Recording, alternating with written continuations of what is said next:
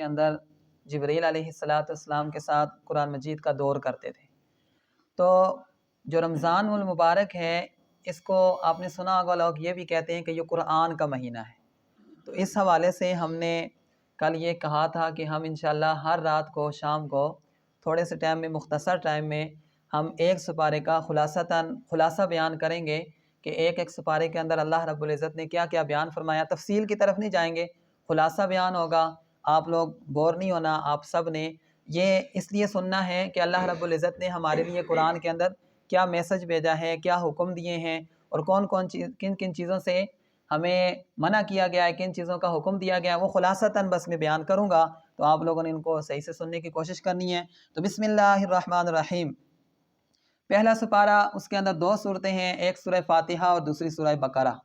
سب سے پہلے جو ہے سورہ فاتحہ، اس کے اندر اللہ رب العزت نے بندے سے عہد لیا ہے، الحمدللہ رب العالمین الرحمن الرحیم مالک یوم الدین ایاک نعبد و ایاک نستعین، کہ ہم اے اللہ تیری ہی عبادت کریں گے اور تیرے علاوہ کسی اور کی عبادت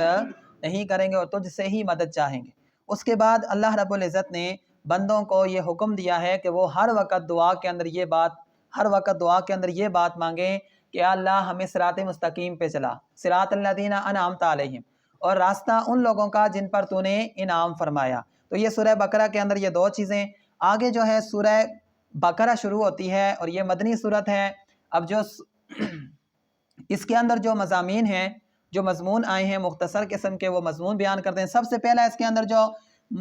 مضمون ہے وہ یہ ہے کہ متقین کی صفات بیان کی گئی ہیں، جو اللہ سے ڈرنے والے ہیں ان کی نشانیاں بیان فرمائی گئی ہیں۔ پہلی نشانی اللہ نے یہ بیان فرمائی، الذین یؤمنون بالغیب، کہ وہ ایمان بالغیب رکھتے ہیں، یعنی اللہ کو بھی نہیں دیکھا، نبی پاک صلی اللہ علیہ وسلم کو بھی نہیں دیکھا، پھر پہ اللہ اور رسول صلی اللہ علیہ وسلم پر ایمان رکھتے ہیں۔ دوسری نشانی یقیمون الصلاۃ، نماز قائم کرتے ہیں۔ تیسری نشانی اللہ کی راہ میں پیسہ خرچ کرتے ہیں۔ چوتھی نشانی وہ تمام آسمانی کتابوں پر ایمان رکھتے ہیں۔ اور چھٹی نشانی یہ بیان فرمائی، پانچویں نشانی وبالآخرۃ ہم یوقنون، وہ قیامت پر بھی ایمان رکھتے ہیں۔ اس کے بعد اللہ رب العزت نے پہلے سپارے کے اندر جو کفار ہیں ان کی کچھ خصلتیں بیان فرمائی، کہ پہلا یہ فرمایا کہ اے نبی صلی اللہ علیہ وسلم آپ ان کو ڈرائیں یا نہ ڈرائیں، وہ ایمان نہیں لائیں گے۔ دوسرا یہ بیان فرمایا، ختم اللہ علی قلوبہم وعلی سمعہم وعلی ابصارہم غشاوہ، کہ ان کے دلوں کے اوپر، ان کے آنکھوں کے اوپر، ان کے کانوں کے اوپر پردے پڑ چکے ہیں، اور وہ کیا نام ہے، نہ سن سکتے ہیں، نہ دیکھ سکتے ہیں، نہ ہی کوئی بات سمجھ سکتے ہیں۔ اس کے بعد اللہ رب العزت نے اسی سپارے کے اندر منافقین کی صفات بیان فرمائی ہیں، منافقین کے بارے میں بیان، اور ان کی جو سوچیں تھیں، ان کی سوچوں کی اللہ رب العزت نے مثالیں بیان فرمائی۔ الغرض مثالیں تو بہت لمبی ہیں، ہم صرف منافقین کی کچھ کرتوت اور کچھ جو ان کی عادات تھیں وہ بیان کرنے لگا ہوں۔ پہلی ان کی عادت یہ تھی کہ وہ لوگوں کے سامنے یہ کہتے تھے ہم ایمان والے ہیں، اللہ نے فرمایا وہ ایمان والے نہیں ہیں۔ دوسرا ان کی عادت یہ تھی کہ وہ مومنین کو، ایمان والوں کو دھوکہ دینے کی کوشش کرتے تھے، اللہ تعالیٰ نے فرمایا کہ یہ خود ہی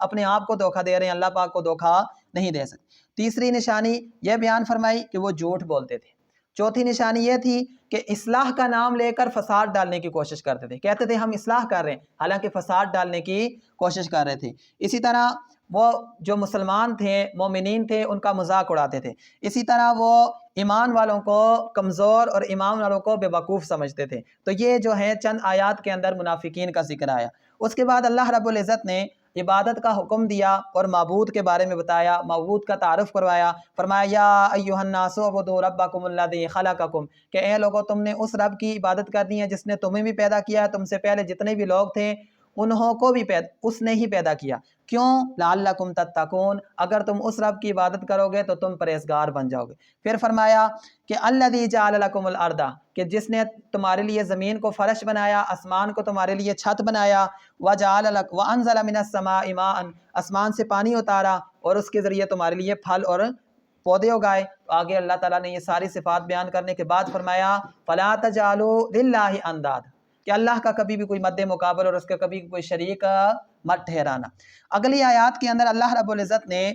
منافقین کو اور یہود کو اور نصارہ کو یہ چیلنج دیا ہے کہ ان لوگوں نے یہ کہا تھا کہ یہ قرآن جو ہے نبی پاک صلی اللہ علیہ وسلم خود سے بناتے ہیں، تو اللہ تعالیٰ نے ارشاد فرمایا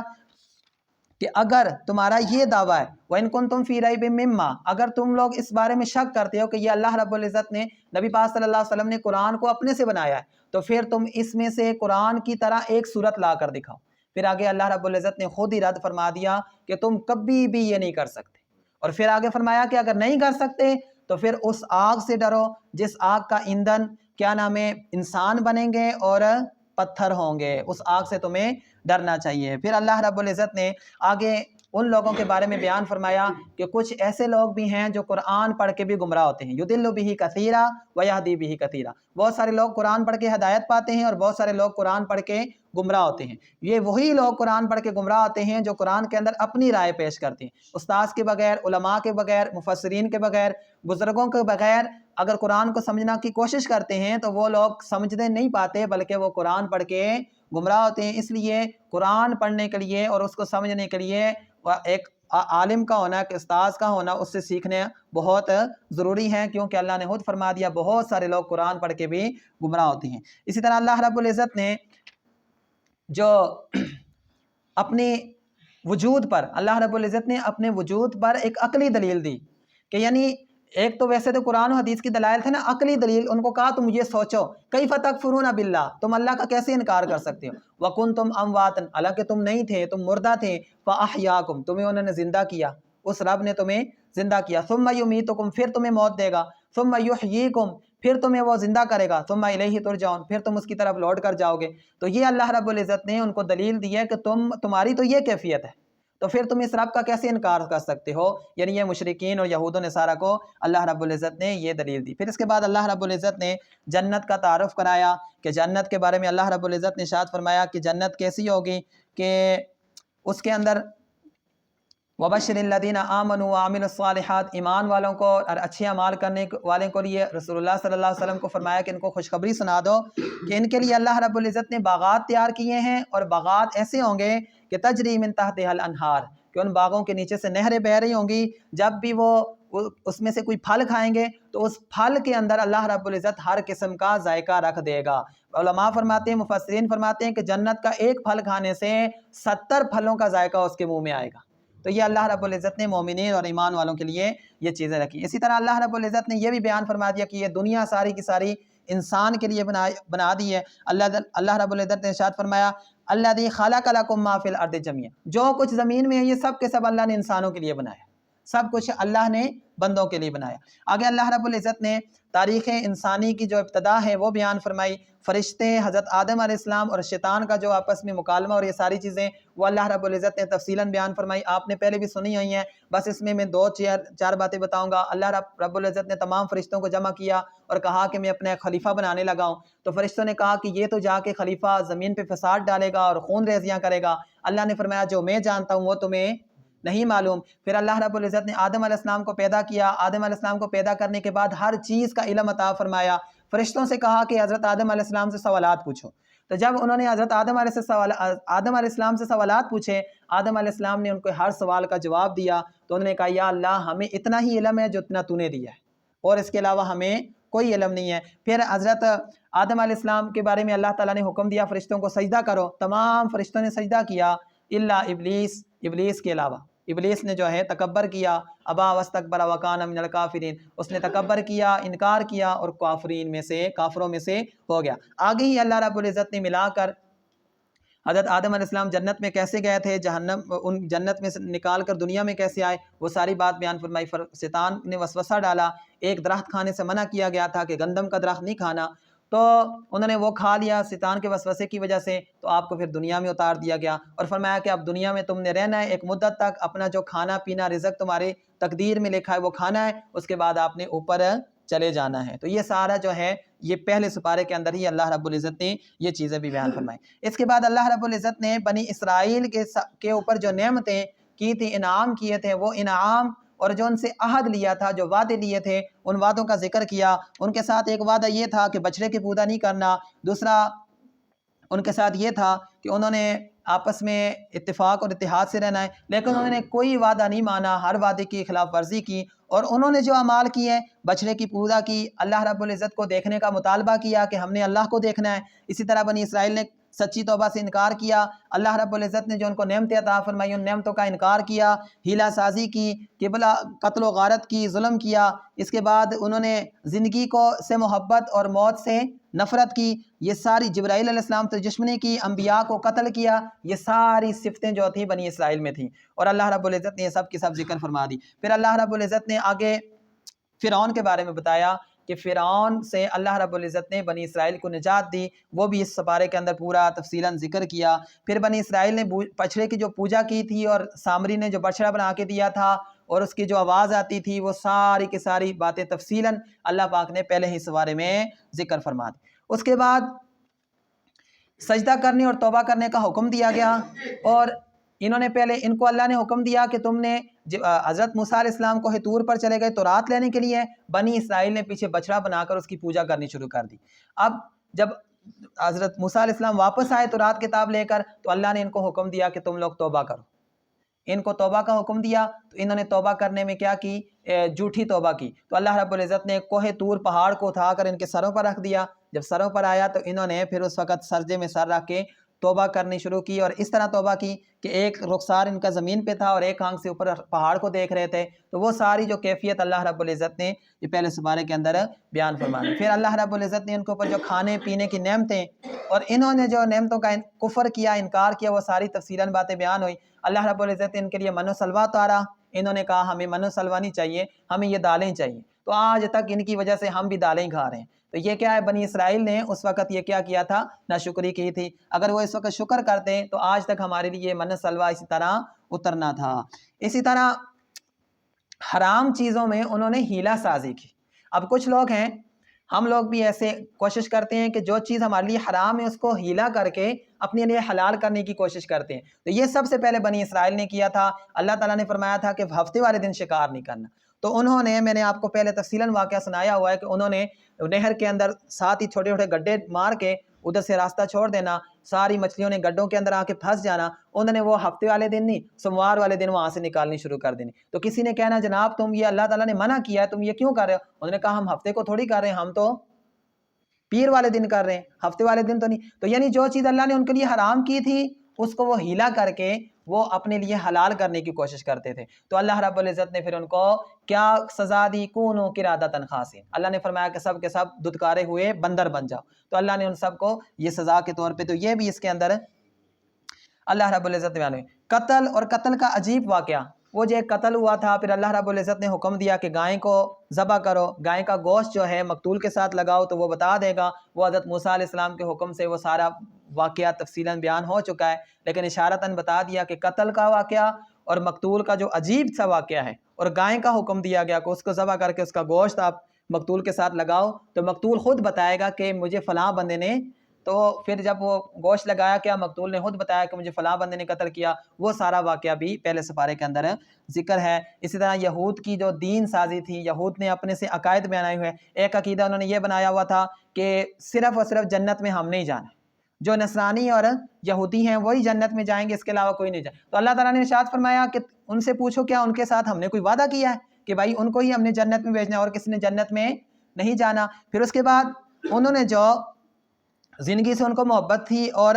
موت سے نفرت کرتے تھے، موت سے ابھی بھی یہود اور عیسائی یہ جتنے بھی لوگ ہیں یہ موت سے بہت سخت ڈرتے ہیں، اور ان میں سے ہر ایک کی خواہش ہوتی ہے وَلَا تَجِدَنَّهُمْ أَحْرَصَ النَّاسِ عَلَىٰ حَيَاةٍ، اللہ رب العزت ارشاد فرماتا ہے تم ان لوگوں کو دیکھو گے کہ یہ تم سے زیادہ حریص ہیں کس چیز پر؟ زندگی پر، بلکہ فرمایا کہ اگر ان میں سے کسی کو 1000 سال بھی زندگی دی جائے تب بھی یہ کہیں گے اور زندگی اور زندگی۔ یہ یہود اور نصارہ کی یہ کیفیت ہے۔ الحمدللہ یہ مسلمانوں کے ایمان کی وجہ سے ان کو موت کا اتنا ڈر نہیں ہوتا، بلکہ مسلمانوں کو ڈرنا چاہیے، یعنی موت کا خوف ہونا چاہیے، لیکن ان کے ذہن میں یہ بات ہوتی ہے کہ ہم نے مرنا ہے، لیکن یہود و نصارہ کے سامنے موت کی بات کرو تو وہ بہت زیادہ ڈرتے ہیں۔ تو اللہ نے فرمایا کہ یہ اسی وجہ سے ہے کہ ان کی خواہش اتنی ہے کہ بھائی ہمیں 1000 سال زندگی دی جائے، تو وہ اللہ رب العزت نے وہ بھی یہ چیز ہے۔ اسی طرح یہ بنی اسرائیل کی ایک یہ بات بھی تھی کہ ان کے خاندان میں اگر کوئی نبی آ جاتا تو اس کو مان لیتے، اگر خاندان سے باہر کوئی نبی ہوتا تو اس کو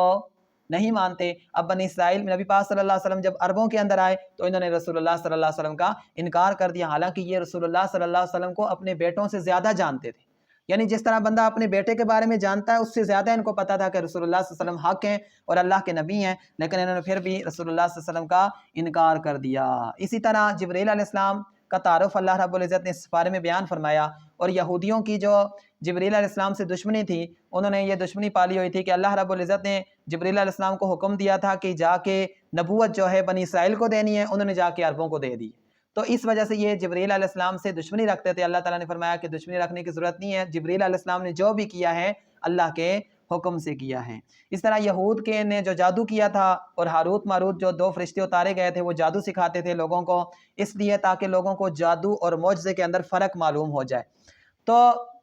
یہود نے وہ جادو کرنا شروع کر دیا، اور اس سے اب پہلے سپارے کے اندر جادو کا بھی ذکر ہے، ہاروت ماروت کا بھی ذکر ہے، اور اس سے ایک بات یہ بھی ثابت ہوتی ہے کہ جادو حق ہے، جادو کا انکار نہیں کیا جا سکتا، جادو ہوتا بھی ہے، نبی پاک صلی اللہ علیہ وسلم پر بھی جادو ہوا ہے، اور آپ کو اللہ رب العزت نے اس کے مقابلے کے لیے سورہ ناس، سورہ فلق عطا فرمائی ہے۔ اب کسی بندے کو خوف ہو کہ مجھ پہ جادو ہو رہا ہے یا مجھے جادو کا غم ہے، تو وہ صبح و شام سورہ ناس، سورہ فلق کا ورد کریں، انشاءاللہ کوئی جادو، دنیا کا بڑے سے بڑا جادو اس پر اثر نہیں کر سکتا۔ اسی طرح اللہ رب العزت نے انبیاء علیہ السلام کی جو انہوں نے گستاخیاں کی وہ بھی اس پارے کے اندر بیان کیا، انبیاء علیہ السلام کو جو قتل کیا وہ بھی بیان کیا، پر یہود جو مسلمانوں سے حسد رکھتے ہیں اور مسلمانوں سے ان کو جو نفرت ہے وہ بھی اللہ رب العزت نے پہلے سپارے کے اندر بیان فرمائی۔ اسی طرح مساجد کے اندر خرابی کرنے والے لوگوں کے بارے میں بیان فرمایا، وَمَنْ أَظْلَمُ مِمَّنْ مَنَعَ مَسَاجِدَ اللَّهِ أَنْ يُذْكَرَ فِيهَا اسْمُهُ وَسَعَىٰ فِيهَا خَرَابِهَا، کہ وہ لوگ، اس سے بڑا کون ظالم ہو سکتا ہے کہ جو مسجدوں میں اللہ کے ذکر سے روکے اور مسجدوں کو ویران کرنے کی کوشش کرے۔ اللہ رب العزت نے ارشاد فرمایا لَهُمْ فِي الدُّنْيَا خِزْيٌ وَلَهُمْ فِي الْآخِرَةِ عَذَابٌ عَظِيمٌ، کہ دنیا میں ان لوگوں کے لیے رسوائی ہے، ذلیل ہو جائیں گے، اور کل قیامت والے دن ان کے لیے دردناک عذاب ہے۔ تو مسجد کے معاملات میں اگر کوئی بندہ اس طرح کی دخل اندازی کرتا ہے کہ اس سے خرابی پیدا ہوتی ہے، تو ان کے لیے اللہ رب العزت کا قرآن میں یہ فیصلہ ہے کہ ان کے لیے دنیا کے اندر تو ذلت اور رسوائی ہے، اور کل قیامت والے دن ان کے لیے بڑا عذاب ہے۔ اسی طرح یہود و نصارہ کو اللہ رب العزت نے فرمایا کہ خوش کرنے کی کوشش، یہودیوں کو اور نصرانیوں کو خوش کرنے کی کوشش نہ کرو، اور فرما دیا وَلَن تَرْضَ عَنْكَ الْيَهُودُ وَلَا النَّصَارَىٰ، کبھی بھی یہودی اور نصرانی تم سے راضی ہو ہی نہیں سکتے، ایک بات پہ راضی ہو سکتے ہیں حتیٰ تتبع ملتہم، ہاں اگر تم اپنا دین چھوڑ کر ان کے دین میں داخل ہو جاؤ تب وہ تمہیں مان لیں گے، تم سے خوش ہو جائیں گے۔ اس کے علاوہ یہودی اور نصرانی عیسائی کبھی بھی ہمارے نہ دوست ہو سکتے ہیں نہ کبھی ہم سے خوش ہو سکتے ہیں، اور یہ میری بات نہیں ہے، قرآن کا فیصلہ ہے۔ ہاں تم اگر ان کی ملت پر چلے جاؤ، ان کا دین اختیار کر لو، تب تم سے راضی ہیں، ورنہ کبھی بھی راضی نہیں ہو سکتے۔ اسی طرح اللہ رب العزت نے ابراہیم علیہ السلام کے بارے میں فرمایا کہ ابراہیم علیہ السلام کو کچھ چیزوں کے ذریعے ہم نے آزمایا، انہوں نے ان چیزوں کو پورا کیا، اللہ رب العزت نے ارشاد فرمایا ہم نے ان کو دنیا کے لیے امام بنا دیا۔ تو آج دیکھ لو ہماری نماز کے اندر بھی ابراہیم علیہ السلام کا ذکر ہے، ہماری نماز مکمل اس وقت تک نہیں ہوتی جب تک ابراہیم علیہ السلام پر درود نہ بھیجا جائے۔ تو یہ ابراہیم علیہ السلام کو اللہ رب العزت نے چند چیزوں کے ذریعے آزمایا تھا، تو انہوں نے وہ پورے کی ہیں، تو اللہ رب العزت نے ان کو لوگوں کے لیے امام بنا دیا۔ پھر ابراہیم علیہ السلام کو حکم دیا گیا بیت اللہ شریف بنانے کا، انہوں نے بیت اللہ شریف بنایا۔ پھر بیت اللہ شریف کو بناتے وقت انہوں نے دعائیں کی، ربنا تقبل منا انک انت السمیع العلیم۔ یہ عرب کے اندر اور خاص کر سعودی عرب کے اندر جو اتنی فراوانی ہے، ہر چیز زیادہ ہے، مال زیادہ ہے، پھل فروٹ زیادہ ہے، مال دولت زیادہ ہے، سب کچھ، یہ سب کی سب حضرت ابراہیم علیہ السلام کی دعائیں ہیں۔ پھر رسول اللہ صلی اللہ علیہ وسلم کی دعائیں ہیں کہ عربیوں کو اللہ رب العزت نے معاشی حالات، معاشی معاملات میں سب سے آگے رکھا ہے اور ہر چیز ان کو عطا فرمائی ہے۔ اسی طرح ابراہیم علیہ السلام اور یعقوب علیہ السلام کے بارے میں بتایا گیا کہ جب وہ فوت ہونے لگے تو انہوں نے اپنی اولادوں کو یہ وصیت کر کے گئے کہ میرے بعد تم سب نے اس معبود کا عبادت کرنی ہے جس کی ابراہیم علیہ السلام اور اسحاق علیہ السلام کر کے گئے ہیں۔ تو یعنی اپنے اس سے ایک یہ بھی سبق ملتا ہے کہ اپنی اولادوں کو آپ وصیت کر کے جائیں کہ وہ اچھے کام کریں، اللہ اور اس کے رسول صلی اللہ علیہ وسلم کی اطاعت میں رہیں۔ آخری جو بات ہے، اللہ رب العزت نے یہاں پہ صحابہ کرام کے ایمان کا معیار بیان فرمایا، فَإِنْ آمَنُوا بِمِثْلِ مَا آمَنْتُمْ بِهِ فَقَدِ اهْتَدَوْا۔ اللہ تعالیٰ نے ارشاد فرمایا جس طرح صحابہ کرام ایمان لائے ہیں اس طرح اگر تم نے ایمان لے آئے تو تم لوگ ہدایت پا جاؤ گے۔ فَسَيَكْفِيكَهُمُ اللَّهُ السَّمِيعُ الْعَلِيمُ، پھر اللہ تم لوگوں کے لیے کافی ہو جائے گا اور وہ سمیع ہے اور علیم ہے۔ تو یہ سپارے کے اندر یہ مختصر قسم کے مضامین تھے جو میں نے آپ کے سامنے، تفصیل میں جائیں تو تفصیل میں تو ہم ایک آیت کی بھی تفصیل پوری رات نہیں بیان کر سکتے، لیکن یہ صرف اور صرف مختصر میں نے بتایا کہ پہلے سپارے کے اندر یہ مضامین تھے۔ اللہ پاک ہم عمل کی توفیق عطا فرمائے۔ وما علینا الا البلاغ المبین۔